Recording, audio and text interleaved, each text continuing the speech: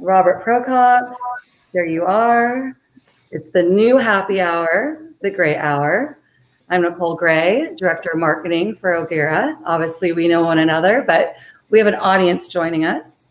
And I believe everyone has their drink of choice because it is a happy hour. I'm doing a little wine. What are you drinking, Robert? I'm drinking a little tequila. That's a good choice. I think it's a great tequila. It's a nice, smooth one, and sipping tequila. And there's a certain to good health, and thank you very much. I'm very honored to be on. Very honored that everyone would even turn in and watch us. Oh my goodness. Well, we're so excited to have you. Thank you for kicking off the series. This is the official debut, and it is such an honor to have you, a legendary, world-renowned jewelry designer. So very, very excited to have you. And I'm looking forward to answering our guests' questions. So please make sure everyone who's tuning in to leave questions, and I'll try to get through as many as possible. But I would personally like to start and ask, where are you right now? Because this looks like a little behind the scenes of your laboratory, the studio. So I'd love to learn more about where you are right now. So I am in my laboratory and studio, which is right on the corner of Rodeo Drive and Wilshire Boulevard. I actually look over the street so I can see everything that's going on. And this is my gallery. What I do is when I go to the mines, I chisel out the stones out of the rough, but I also take a larger piece. So when I know I visited the mine, I could take a piece that was cut out of a piece of quartz. And I could always remember that gem, and I could test it in its rough form when I get back to the studio. So this is part of my, what you see in the background are gems that came out of the mine, and most of them are all in a rough form and haven't been faceted as a gem yet. And some of my equipment for me testing it, microscopes and things. Wow, thank you for giving us that kind of behind the scenes look. It's very, very exciting. And I think it's a great way to start is everyone wants to know, how did you begin? How did you build the Robert Procop brand? Well, I actually was born here in Los Angeles, and I worked in my father's factory since I was 10 years old, the engineering factory. And so he was a lighting engineer. So I studied lighting with fiber optics, also with lasers. And we did things under microscopes. So I learned to use tools under microscopes, how to drill and carve and sand and facet.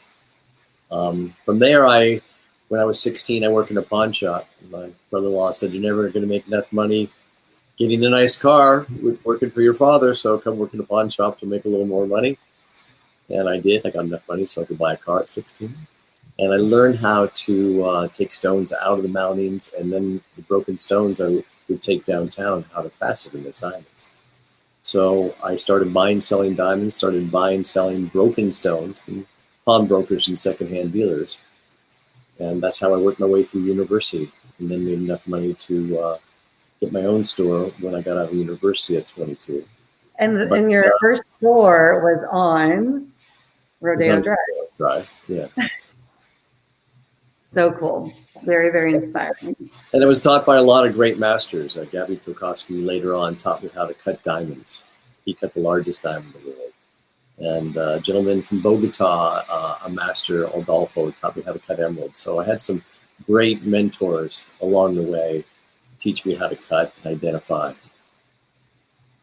Wow, amazing mentors, an amazing, inspiring story at 22 to start, and to be able to start on Rodeo Drive to build your brand. It's very, very exciting, and I think everyone enjoys hearing that kind of background of how it begins. I think going into the next question, and something I'm really excited to learn more about, you've created pieces and worked with presidents, celebrities, and royalty. What was the first piece you commissioned for a president? And it was Reagan, correct? Yes, it was. Well, it was actually his team came around looking for a jeweler that would create some things personally for them as they lived here.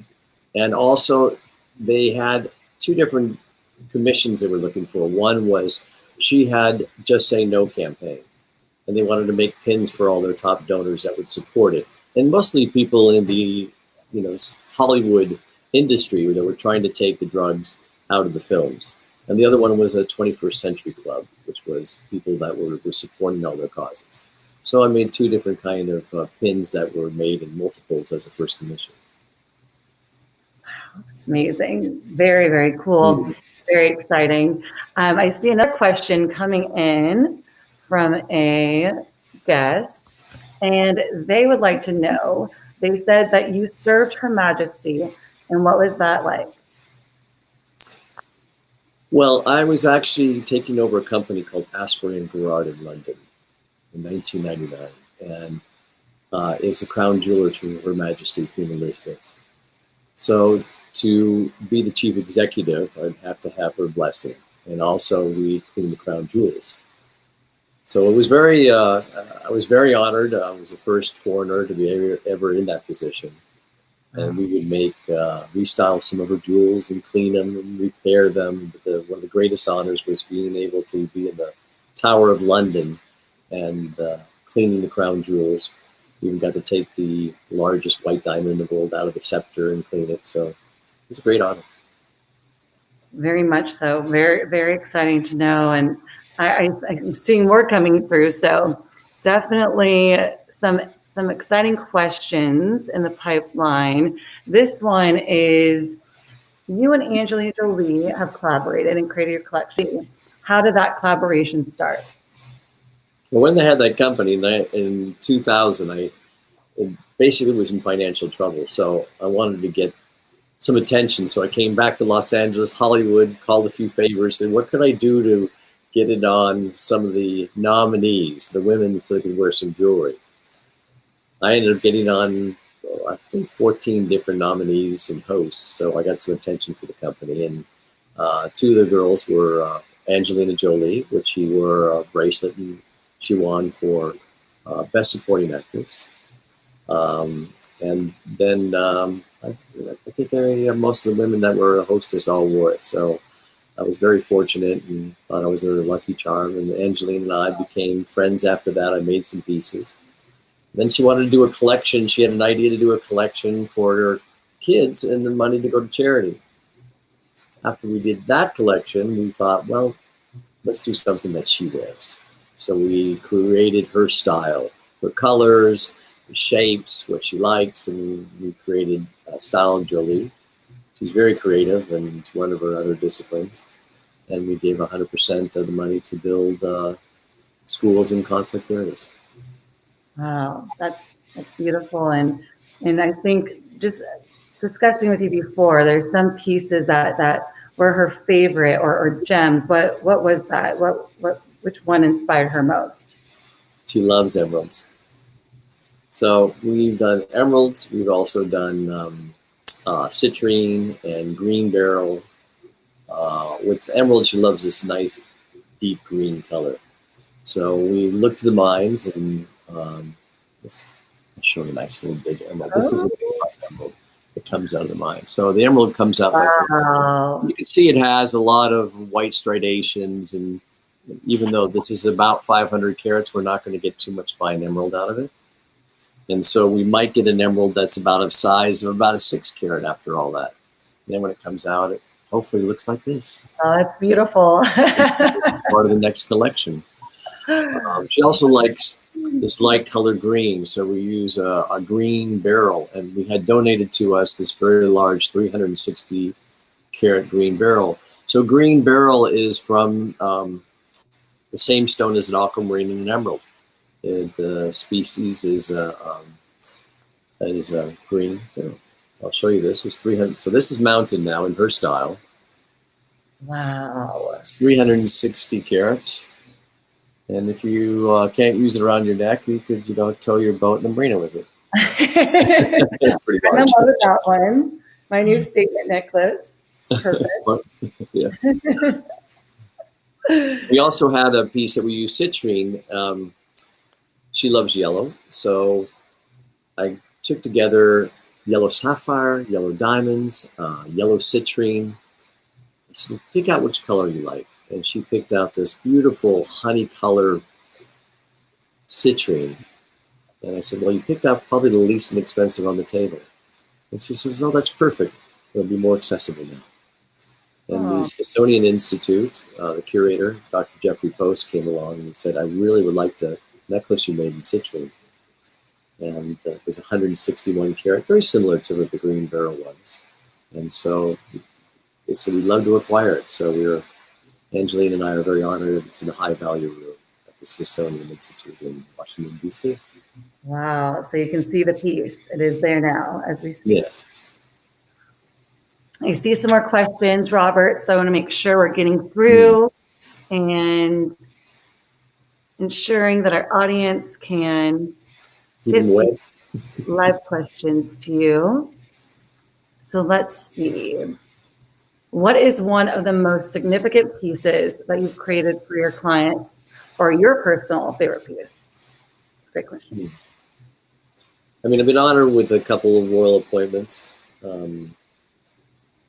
from Her Majesty in London and also in Sweden. And we did, I remade all the Malaysian crown jewels. But some of the stones are always the most fascinating. I've had through my hands 116 karat blue diamond. And some of these pieces that always kind of touch your mind and your heart when you see them and are part of history. So I've been honored to have a few great ones. I think every piece is great. They're like children. Right? It's too hard to choose just one. So what is the process like from A to Z as you create a piece? So where do you begin and then how does it end? Well, I'm always looking for the gem that has the most opportunity for appreciation. In my business, there's one thing that people just buy a pair of diamonds and they're looking for that, pair of diamond studs to have a little sparkle. But what I'm actually looking for is a gem that's rare in the world and a gem that is untreated. For instance, in sapphire and ruby, almost 97% are all heat treated. And they do this in a process that doesn't implement any foreign substance into the stone. They've been doing it for 200 years. So what actually I'm looking for is the mine that has never done any kind of treatment to it. And when I get it out of the mine, I want to see that color as I show you. A sapphire is 107 karat. So it starts out in a big piece of rough. After that, this piece has a lot of little inclusions in it. In the very center, you see a little bit of a shine. I'll probably get a 6 or 7 karat out of that whole piece. So the process is to find it. I test it in the field. And then after that, I take it back and I design the faceting for it. Then I send it to a master cutter. Even though I know how to cut, I'm probably much slower than they are. But I understand the faceting. So then we get a stone back that will have this kind of sparkle to it. Wow. So it goes from that kind of color to this amazing kind of sparkle. This is a 32 karat sapphire. And once I take that sapphire, then I'm looking at it every day, trying to understand if I should refacet it more. I test to make sure that it is free from any kind of inclusions and also it's 100% natural. So then I send it to a laboratory, a gemological laboratory, and there's 2 in America and there's 2 in Switzerland that we use, that all the auction houses and all the rest of the fine brands use. And I get 2 certificates on each sapphire and ruby. I do that because sometimes there's secondary colors and I want them all to match. And all of them to confirm it's not been heated or not been treated. Then I get my own certificate. Once I get that certification done, I bring it back. They all have a personality, as you can see. They have sparkle, they have brilliance, they have a lot of times secondary colors. And so I hold that and I visualize what I think it might be in its personality. And then I start to sketch. And I do a real rough sketch. And once I do a rough sketch, then I do what I call more of an engineering sketch. I don't paint real pretty pictures. I make more of an architectural engineering sketch of what the ring would look like. And then I make drawings what it looked like under a microscope. And once I finish those drawings, I give it to, call it a master painter. She's a great sketch painter artist, and she puts all the colors into it. And then I give this to my master craftsman. And we follow that process, and it can take anywhere from 3 months to 2 years because we hand make everything in platinum. or if it's a rose gold or yellow gold, we still hand make it. I love that you call each piece really has its personality. And then from there, that's what inspires you on what the next steps are for creation. So each piece, personality. We're getting some more questions coming in. And this one, I think, is very fun. What are you working on right now at this moment? Well, I have this collection called the American Glamour. Years ago, jewelers would always ask, and people would ask, what is American jewelry? You have the French and the Italian style, and even American jewelers would use that style over time. And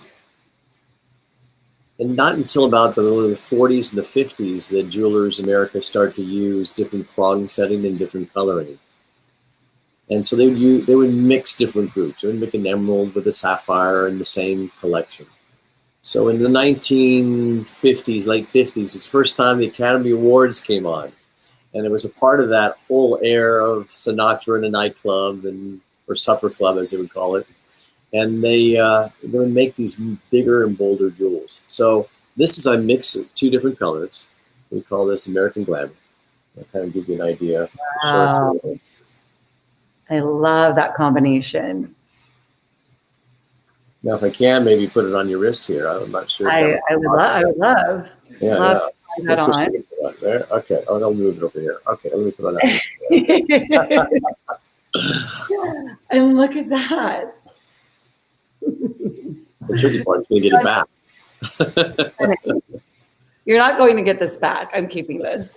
This one I'm in love with. That is sapphire and blue sapphire. Comes from Sri Lankan sandalwood.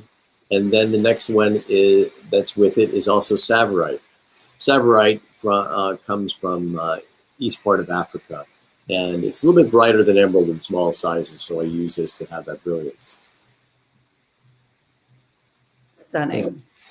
I'll show you another piece that we have. It's another bracelet. It's easy to show. This is called a masterpiece.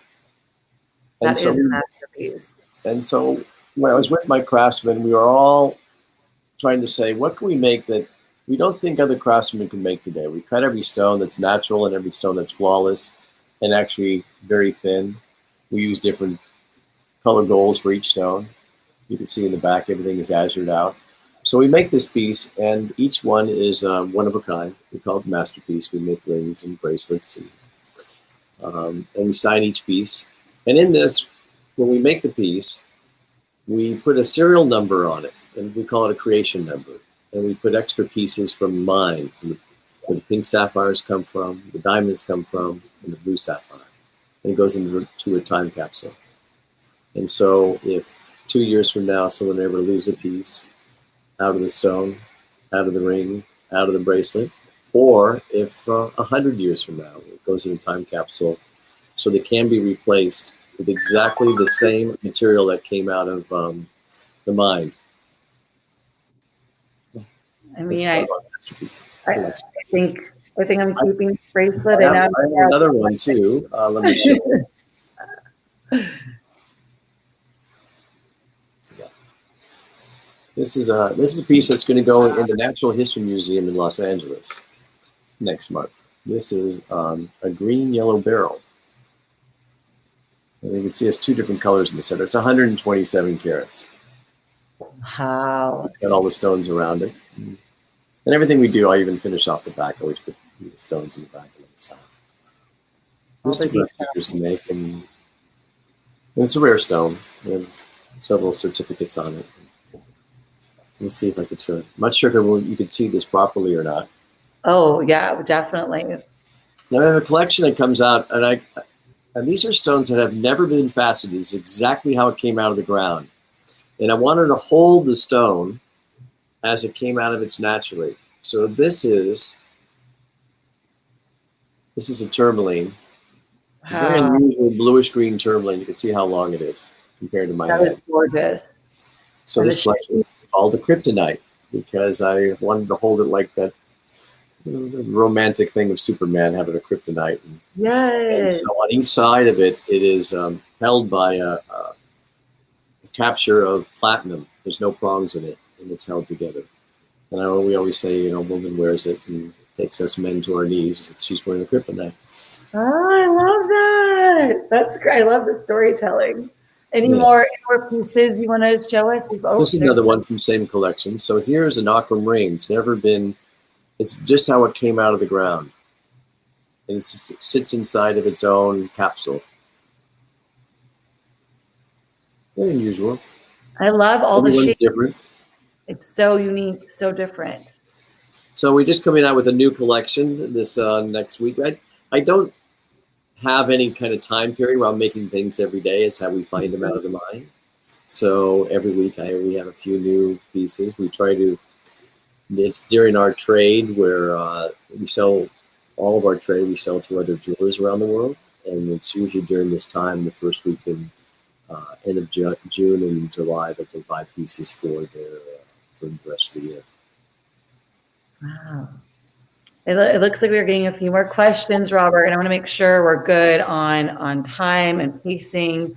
The next one is questions about the Los Angeles House of Ruth, your involvement with the organization, and just learning more about the mission of the organization and what you're currently doing with the House of Ruth. Well, one, I thank O'Gara so much for it, and Tom O'Gara, and for you for supporting it so much. I'm very grateful.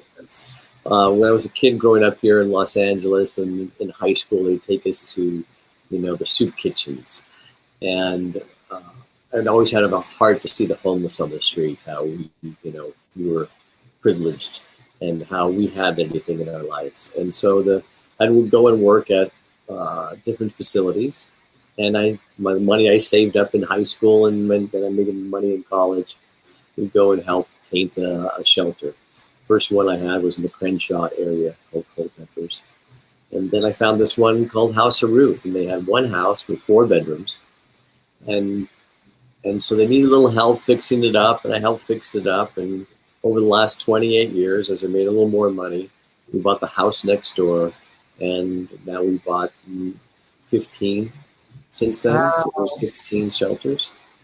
4 main ones, and the other ones are kind of single condos, little duplexes that are longer term. But the houses are for transitional shelters for battered women and children. And so we service everywhere from Compton to Artesia to wherever it might be. We just recently, 3 weeks ago, took a young girl off Skid Road and who had 5 babies. It's in living in the tent. And she was only 25. She's only 25 years old. Wow. So it's just amazing what little it takes to change people's lives. So this last one we bought was an apartment building, and we'll start construction probably next week, at the end of next week, to refurbish it and get ready for exciting 8 rooms. Yes. Exciting. And you've been involved for over 20 years, so really seeing House of Ruth, 28 years. Amazing. I love that we got to touch on House of Ruth, and this one is from one of our team members at O'Gara. You've collaborated with O'Gara and our team in a variety of ways. Can you tell us more about those collaborations, and if there was one that really stands out to you? Well, it stands out is all your support. And the few really fun ones, and I thank you very much, O'Gara, for doing this amazing time during the holidays when you have your Sunset GT. And you've raised, I think each year, 600-700 toys when you did a toy gathering for us. Every holiday, I play Santa, we go to the shelters and pass out. And we go through 200, 300, 400 gifts. And we also have all the women that have stayed in the shelter before. And they may be in an apartment somewhere and supporting 2 children and working 2 jobs and will not have enough to buy toys, so they come back to us. We're always like the mother, ship that they always come back for people we've helped out over the last 30 years. So we always need 400 or 500 gifts for the mothers to give. So for your toy drive, we were able to gather all these toys. And last year, Angelina came with me and we stacked them. We built this thing called the Toy Store. It's in the back of the shelter. So not only the women could come in that live there, but also the women that have been with us in the past, or anyone else that could use it. And also, you did some amazing experiences that you auctioned off, and you gave the money to the House of Ruth. And then Jensen Buttons, one of your great McLaren drivers and a good friend, he did an online race, and he just received 10,000 and donated that as well. So your O'Gara collaboration has been a very generous and loving and open heart. So House of Ruth appreciates you, and I appreciate everything that you've done for us. And it's our honor and our privilege to collaborate. And I have to say, personally, seeing you and working with you at Sunset GT, and just seeing you boots on the ground, so passionate and so driven to make a difference. And it really is inspiring for anyone that meets you and is able to be in that moment with you, seeing what you're doing and the changes you're making. So thank you for involving Vera. All right. We have one more. This one is a fun one. So you have owned a variety of art vehicles from Vera over the years, different brands, different models. Can you talk through what those brands, models were, and maybe if there's one that stands out the most? I didn't need a drink for this one.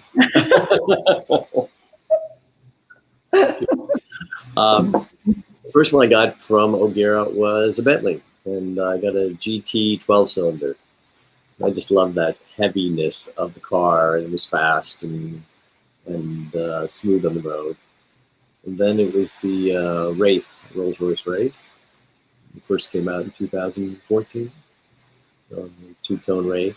We both love the Wraith. We discussed that, both one of our favorites. Yeah. It's after I traded it into a sports car, my mother still goes, "I still love that Wraith." Nothing drives like it. And then I went to McLaren and had the 570 when we first got the Spider. So I did most of that on track time and thermal, so that was very fun. So you've been to the thermal club more than once?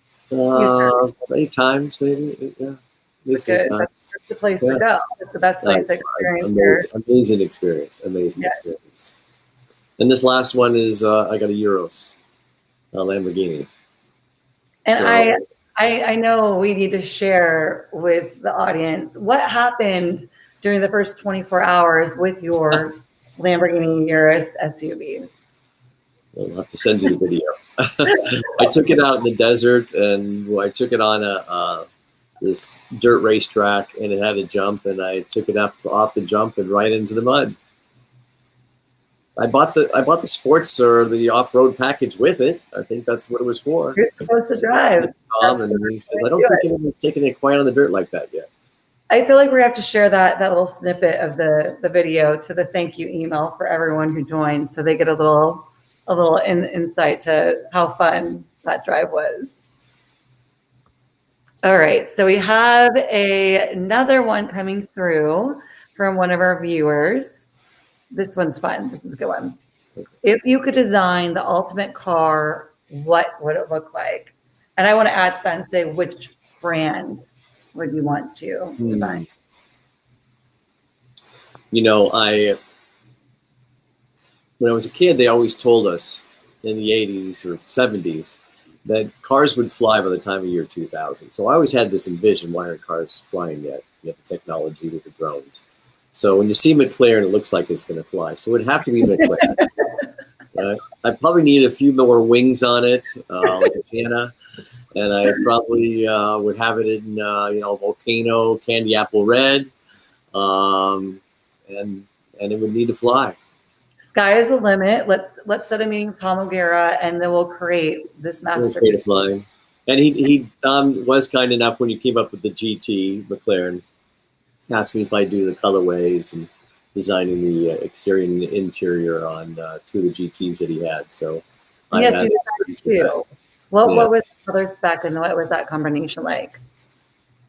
One was this unusual silver. When you saw it in the daylight, it had this little sparkle of green into it, which I never saw that color before. So I put a little bit of chrome and bright wheels and inside a dove gray. Very, very chic. Very chic. I thought so. Love that combination. Yeah. And we have another question coming through. If you could design anything outside of jewelry, what would that be and why? Well, I do love building things, so I think in another life I'd love to be an architect. Have my own house. I do a project I think every year, and it's just part of it. So I think we'd have to be an architect. Love to be a car designer too. That looks pretty cool. And I could all definitely the intricacies, all the way from the engine to if there's this vertical integration that goes all the way up from the ground on up, and then taking that style to make a piece of art. It's really, that would be. I love to have those other two disciplines in my life. Well, there we go. I feel like both could happen. If you were going to do architecture, would you want to build in Los Angeles, or would you want to do something internationally? I like building things around nature, in the desert or in the mountains. I love taking on the ambiance of the environment.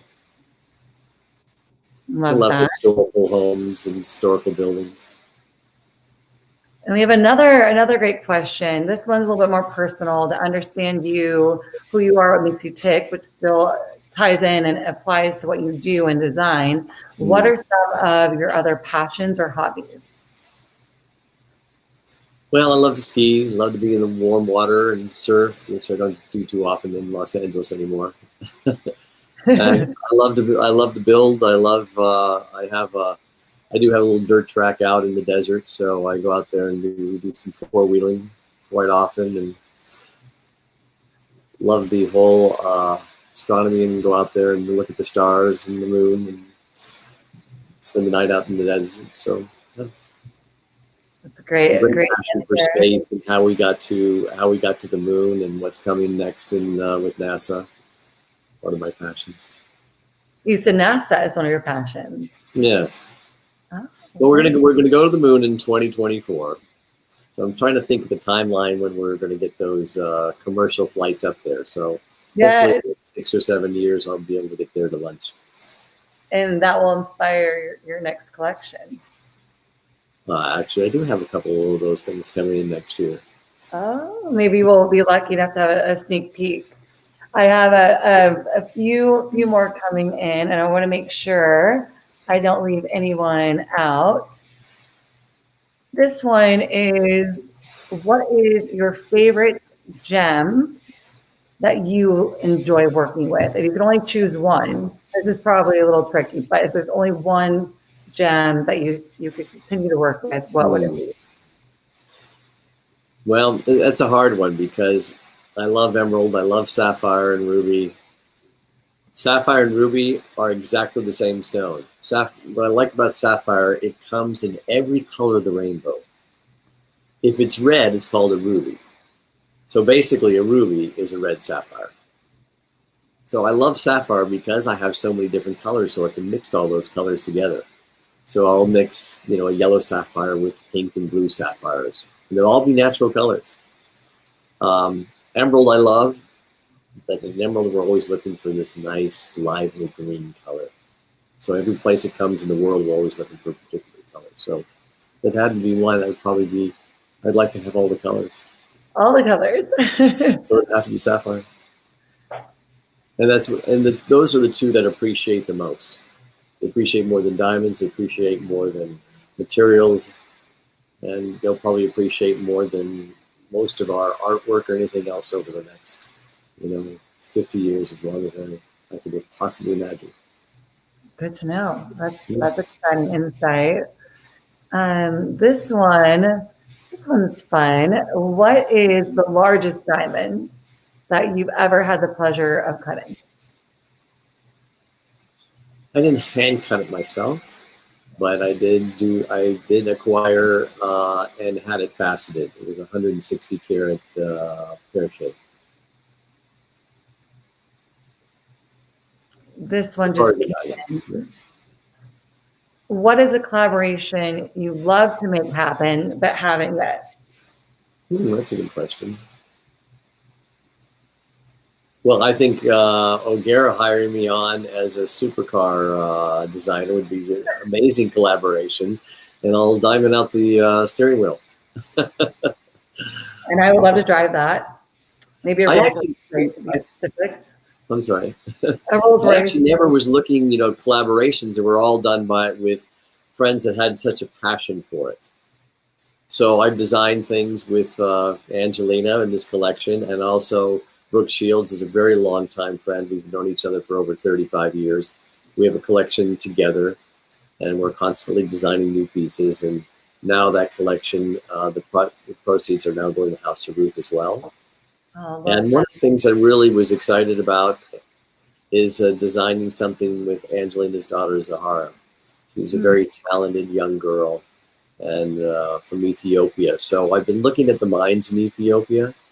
And so our next collaboration will be with her to try to understand how we can help the women in Ethiopia. They do work in the mines, in the opal mines and the sapphire mines. We want to work to see how can we help them, train them to be cutters in Ethiopia. So they'll develop a better skill set so they'll be able to travel anywhere they can in the world and also have an income for themselves and their family. And then we're picking up the colors that she likes as well. Wow, very, very special. And with Brooke Shields, the collection, going back to the same question with Angelina, if Angelina was most inspired or drawn to an emerald, does Brooke have a specific gem or stone that really speaks to her? She does like emeralds too. Good favorite stone for many. And she also likes blue, and she does like purple. So in blue, we use the aquamarine, we use blue sapphire, we also have used in purple. We use actually amethyst, which is a very inexpensive stone. And we've used a purple sapphire, which is rare, so we have the very high end. And then we also use the amethyst for part of the collection because she is a direct descendant of French royalty. So the French color is that purple, as it is in English as well. Beautiful. Amethyst is an amazing piece. And this one is trying to make sure we get through everyone's questions for you, Robert. This one's pretty interesting. What is your favorite song to drive to? Oh, there's so many. I know. That's a tricky one. A song to drive to. Wow. For some, it all depends on what time I'm driving. If I'm driving to the beach, right? It's a different song than when I'm driving to work. It depends on the way over here, I'll tell you a song I was just listening to that warmed my heart, and it was an oldie. My brother-in-law loved Neil Young, and so I was looking at when the next full moon is because I love the moon, and it says on the 4th of July. So I thought, you know what? I'm going to drive out to the desert, and the song after they was talking about the full moon, Harvest Moon came on by Neil Young. And when I went out to the desert trip about 4 years ago, I raced at Thermal. And afterwards, I went to what they call the desert trip where Neil Young performed. And out there in the desert, when he sang that song, the Harvest Moon came right over the stage and just gave me the chills. So this morning, the song I drove to, Harvest Moon. Oh, I love that. Great answer. And then if you are driving down the PCH, let's say in the Lamborghinis, what would you be listening to for like your summer go-to song? Well, I don't know. I go to Spotify now. I don't even make a playlist anymore. I just go on summer driving songs to the beach, and it's amazing what comes on. Summer songs, right? Come on. So I can't tell you what a favorite song would be. But it's a good mix because you're driving your Lamborghini. A lot of California songs, I suppose. Yeah. Good. Looks like we have another one coming in, similar kind of tie-in. Do you have a favorite car movie, a film around cars that is fun, gets you excited? Well, Gone in 60 Seconds, they had that Shelby. That was kind of cool. Great choice. Yeah. That was really nice. I think Fast and Furious came after that, right? When they showed that, I forgot what they called her, Eleanor, or what was it called? mainly. Eleanor, I think. Yeah, I showed that. It was good fun. Okay, here's another great one. How does your design, this is going back into design, Hmm. how does your design and style differ from other luxury jewelry designers? Hmm. One of the more difficult things for all the big brands to design is what do you make when you have a fine gem? Because if you put too much style in it, then you can't wear it every day. So I'm really looking to make things that are classically chic, that will always be in style forever. When Cartier made the Tutti Frutti bracelet back in the 1920s, it had all these carved leaves of different colors. Very stylish, always still a collectible, but you couldn't wear that every day. And I think one of the only brands could put a lot of style with fine is probably Van Cleef. So I would love to make all these big flower and beautiful pins and over objects, but I don't. I actually make it over a center stone's personality. So unlike maybe a Van Cleef, or unlike Cartier that has a panther and different collections, I make things that are all around, and almost every one is one of a kind. 90% of them one of a kind. The American Glamour bracelet that I showed you, I make a limited edition of those because we sell so many of them. But every other piece is one of a kind. And so each one is based around the stone's personalities. Oh, I love the personalities. It inspires. Each one is truly unique. And It's something you can wear every day. Exactly. If you had one that represented you specifically, your personality as Robert Procop, what would that piece be? Or have you designed it yet? Well, I think in a lot of the collections, we have a little bit of a thread of design that goes through it. So out of the collections that I have, I think Masterpiece is something that I enjoy because we cut so many stones and we make it all in different elements, sculpture each piece, and it all comes together in the end. So we call Masterpiece Collection is probably one a little bit more known for in these newer collections. It looks like we have a few more coming in. This one is, what was your most challenging piece? So maybe this one is a little bit more tricky, curveballs, difficult, but I'm sure it worked out amazing, but challenging. Well, the one that I showed you actually called the Kryptonite, this long gated piece that is actually how it came out of the ground. Because when we get these pieces, I'll show you how it comes out of the ground. It comes out and they grow in these forms. Emerald grows like this. This is Periba from Brazil. So we actually have to take that tube, that whole piece out of the ground without breaking it. So we carve it out of the ground and we don't facet any of the gem itself. And we take it inside and we put it in a capsule with no prongs. So it's a little challenging as you're taking it out. It could break. We're going to make sure you're not chipping it. And then we're doing it with no prongs. So we're fusing it together with these platinum bars that are floating in between. So it's a little bit challenging, I would say. That very high pressure in that moment, making sure it goes smoothly.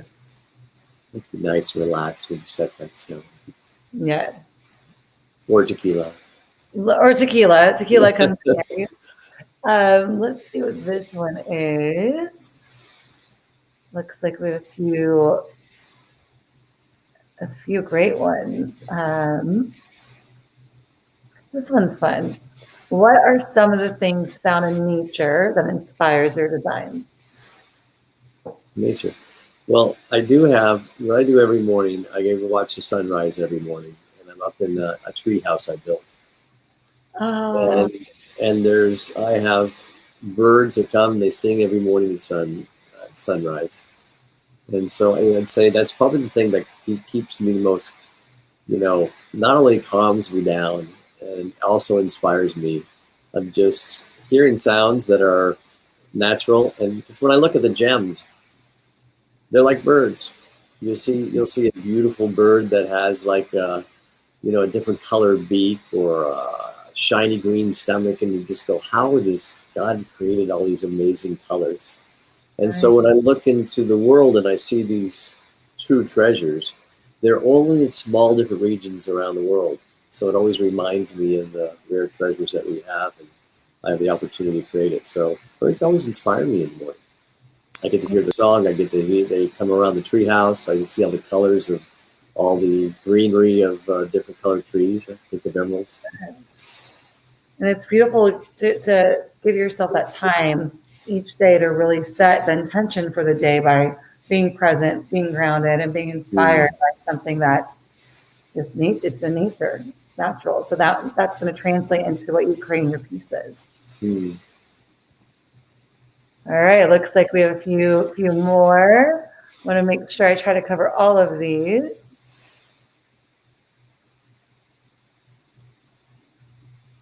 Oh, this one's fun. What was your first car? My first car was a 1969 Fastback Mustang. Very cool. So you always liked cars. Always liked cars. You know, when you're a kid, you were playing with, you're playing with cars on the ground at 5 years old. You know, it's in our DNA, especially in California. Right. It definitely is. It's essential. It's very essential to have your vehicle at 16, and then it just keeps on growing from there. Your love for cars. This one is similar to a different one, but we haven't quite gone here.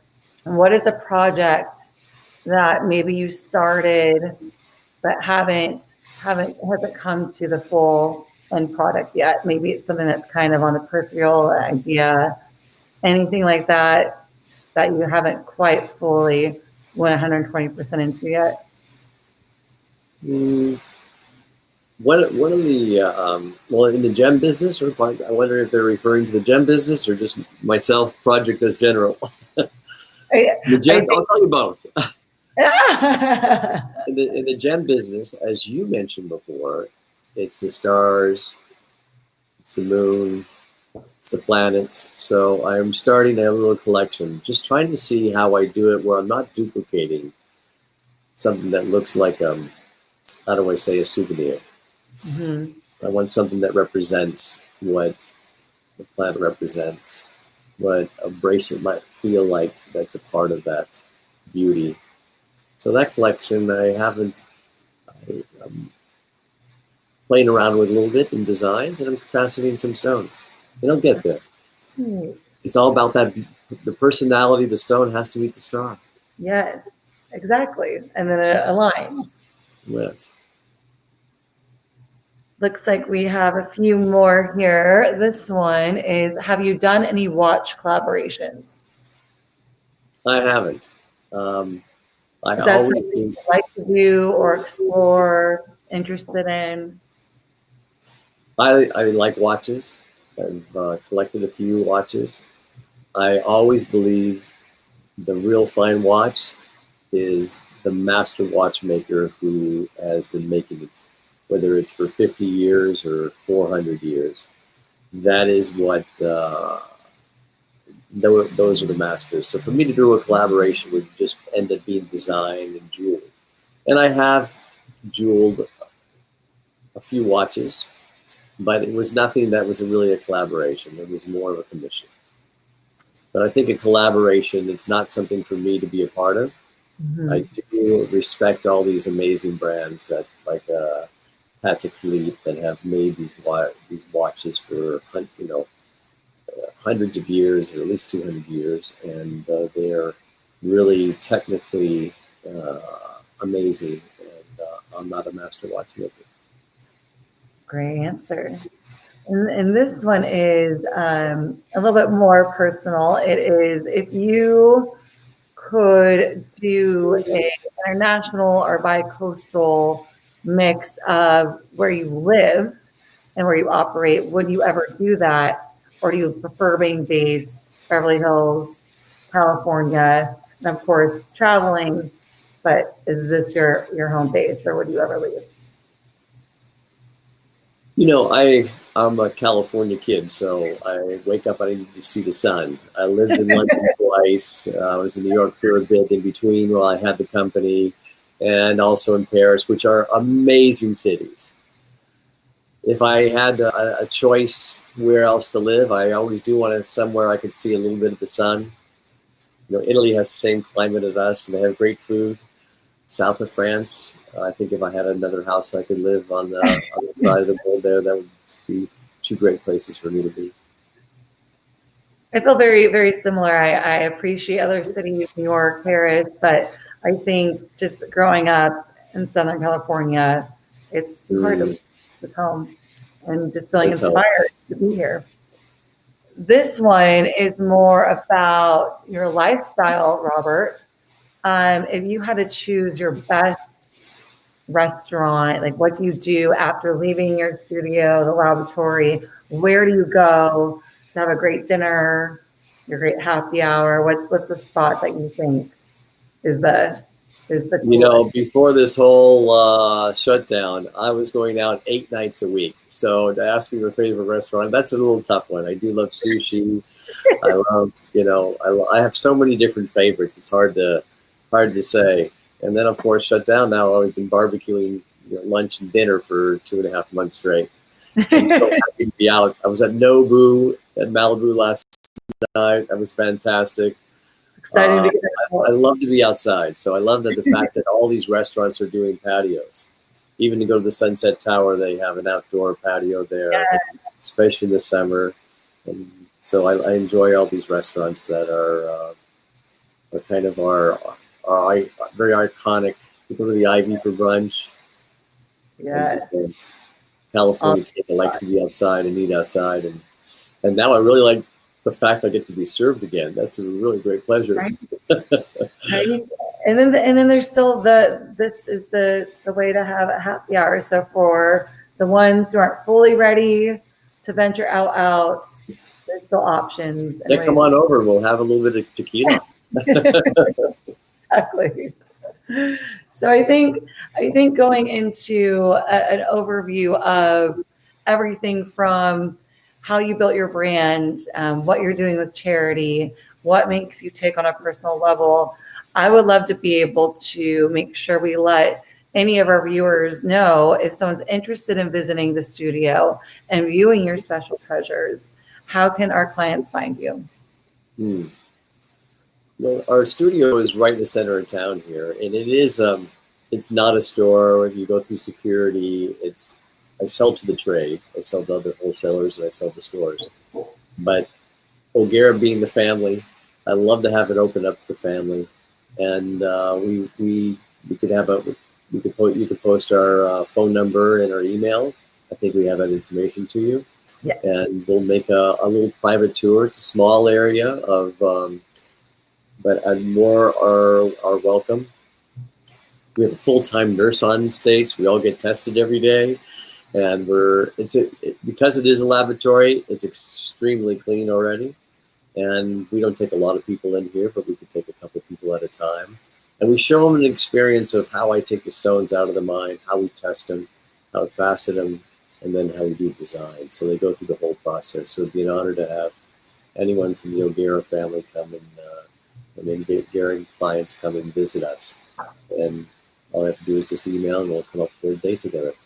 Thank you so much. I personally have been at your studio, toured the laboratory, and it's so special and something that really is so different than anything I've ever experienced. And I know our clients would love to be able to definitely come visit. And following this episode, we'll make sure everyone receives an email with more details on just how to meet you and ask any other questions if we missed anything. Is there anything else you would like to share with the audience before we wrap up, Robert? Well, I also, because a lot of people are still not getting out now, and it's always better to be safe for everyone. We spent the last 3 months coming up with 2 educational online little catalogs. Not catalogs, but they're online to learn about sapphires and also learn about emeralds. So if anyone like those, we'll forward those to you, or they could email us directly. And I have one next week, how to create a masterpiece and what new masterpieces look like. So at home, they're very educational. The first two went out to other wholesalers, went out to a lot of other emerald wholesalers and sapphire wholesalers, just so they could understand a little bit more in our business. And that's part of a rare gem, is that educational purpose of, it's not only wearing, but it's an investment in time and heirloom for tomorrow. And every single stone around the world, anything fine comes with certifications from laboratories. Mm-hmm. So I suggest anything you ever do, always get something that's natural. It's something that has well documented. Absolutely. And I think just being able to share this past hour with you has been such an honor and privilege. I've known you, I think, now for 8 years, collaborating, working with you, both professionally, knowing you personally. And it's an honor that you spent your time, an hour with us, with our audience, with our clients. Thank you so much for being a part of this, for debuting with our new series, and I can't thank you enough. I'm also not sure you're going to ever see this again because. Well, thank you. I'm very humbled that you had me on your first one, and I'm very honored. And I'm very thankful for people just tuning in to be with us for an hour. I'm always at your service, and thank you very much. And I just wish you all the best and everyone out there to be safe, and God bless all of you. And cheers. Thank you so much. Cheers. Thank you to everyone. Happy summer. Happy summer. The first week of summer.